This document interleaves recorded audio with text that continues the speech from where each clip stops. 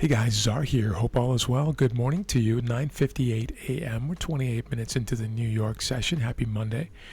It's August 21st. Watching the Dow here. Here are the three sisters.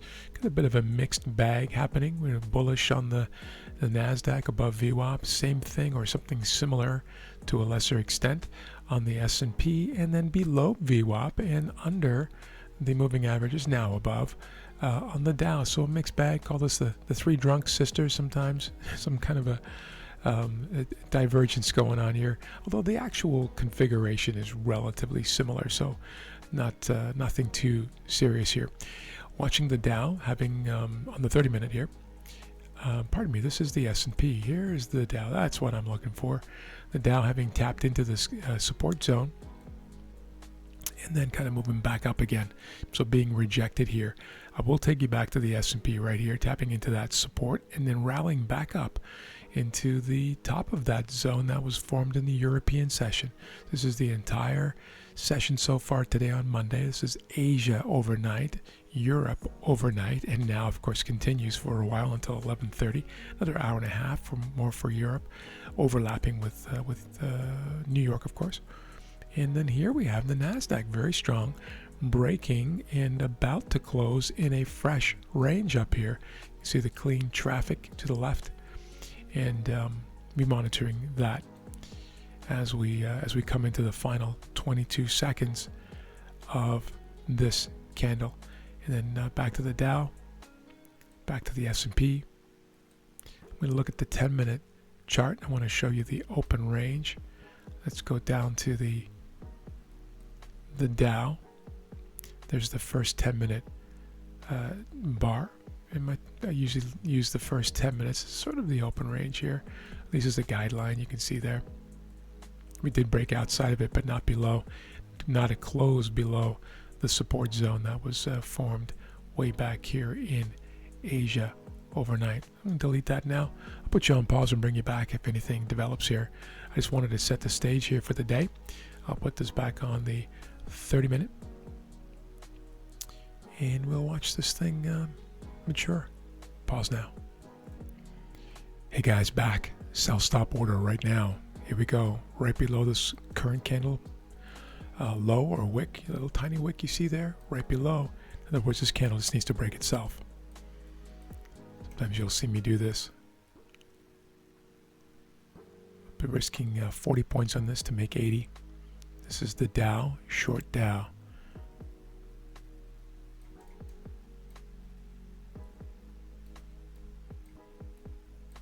This is a 10-minute chart, by the way.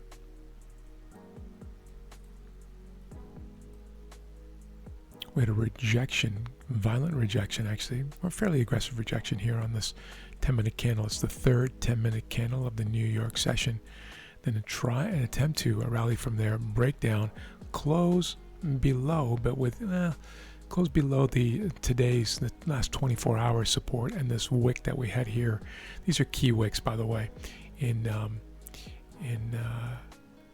this Monday session, and we closed below that zone, but barely below this wick here. You see, just almost on, as a matter of fact, but a little wick up and then a breakdown below, and now not triggered yet, about to be. Looking for this to continue. Now I'll explain why I'm doing that. And I'm in, guys. Triggered in.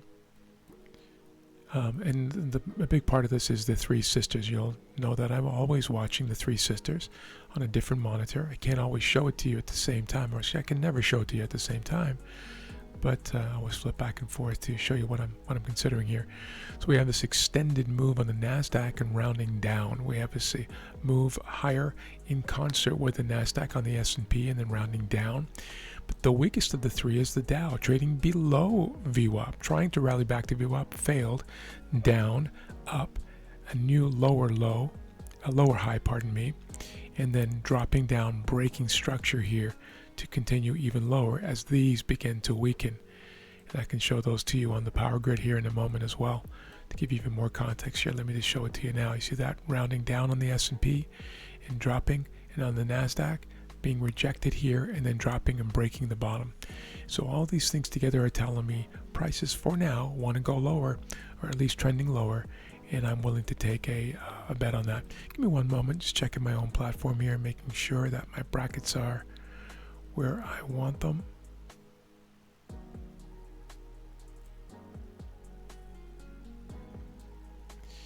Yep, all good. And so I'll put you on pause for now. We'll watch this materialize or mature. Pause.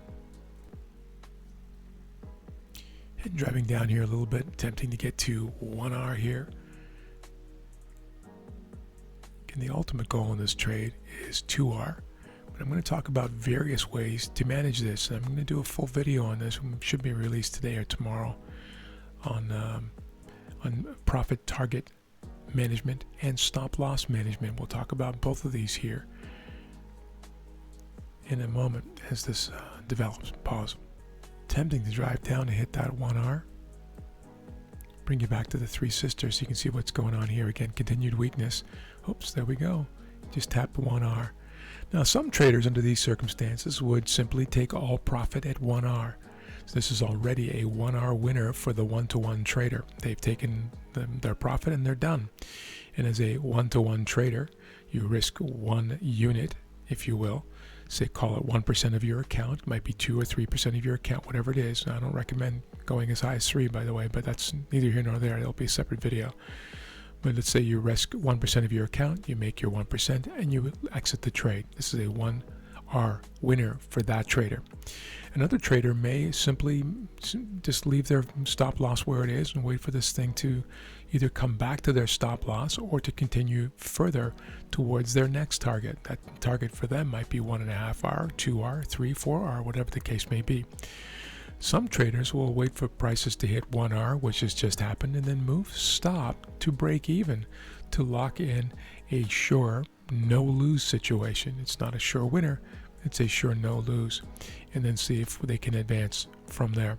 I'm going to be showing all three of, or several different versions of how to handle these trades as we watch this play out here. I'm going to put you on pause for a moment and step away from my desk actually for about 2 minutes, and I'll be right back. All right, guys, we're back. Just thought I would show this to you. I'm going to be doing a complete video on this, probably quite an in-depth video on taking profits and stop loss management. It should be posted in the next 24 hours, I would think, give or take. But here's an example. So I would give you a little teaser here.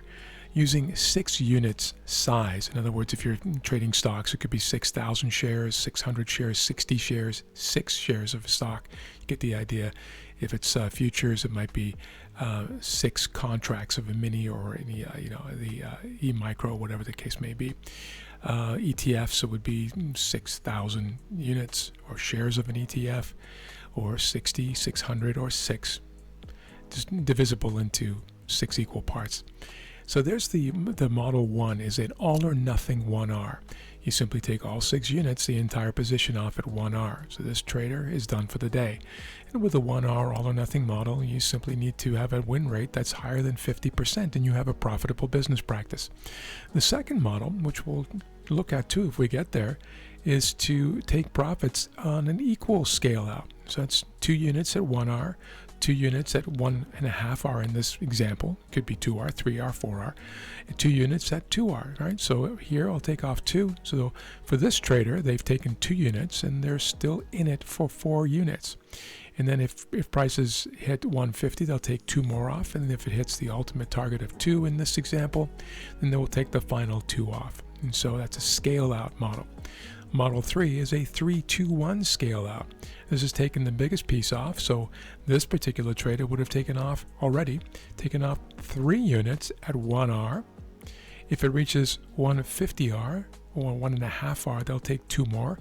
They'll still have 1 unit left as a trailer, a runner, if you will, to take off at 2R, or it just gets stopped out.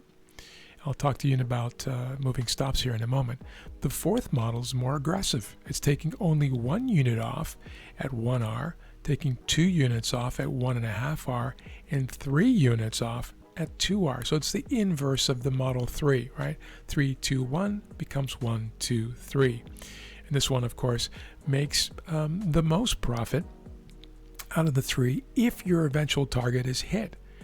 But if it's not, then you have more open position to get back to, let's say, break even or a losing position, right? And but if you use an all or nothing with a 2R, that of course is the most profitable position. Whereas you take nothing off until you get to 2R, then you take all of it. That's the most profitable, obviously, because there are no scale outs along the way. And so these are just 4 examples. And then, of course, any combinations of these, right? You can decide what those R's are. Some people will take a 4R all or nothing, which is a model 1, but not using a 1R. It's using a 4R, for instance, or a 3R. And they simply do nothing with their stop loss order and just wait for the target to be hit. Hopefully that makes sense. I'll put you back on pause for now. I'm still driving down here a little bit. I'll bring you back. And now we've hit 1.5R, and so on the second model, we would take off another 2 units here. So now 4 units are out, and there's only 2 units left in the trade. In the third model, I would have taken off 3 units on the first R, 2 units now, so 2 more units, so 5 units are out when you got a small runner of 1 unit left to go to 2R if we get there. Otherwise, it gets stopped out, right?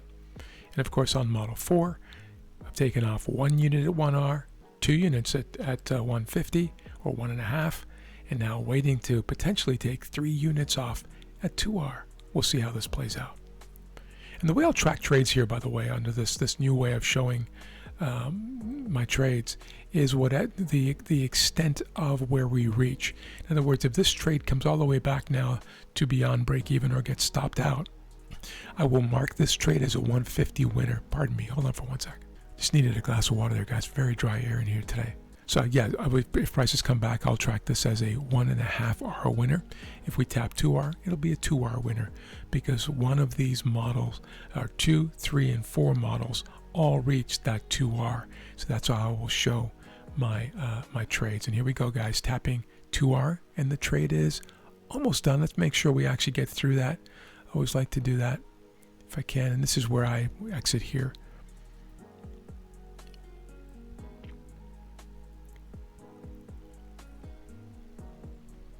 And done.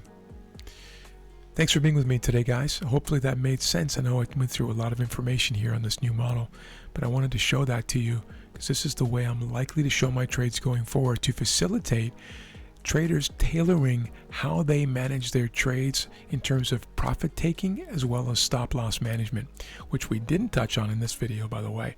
The next one will take care of that as well, where we're to move stop to break even, for instance, if at all, and those are options that are available as well. Thanks for being here. Have an amazing afternoon. We'll talk to you soon.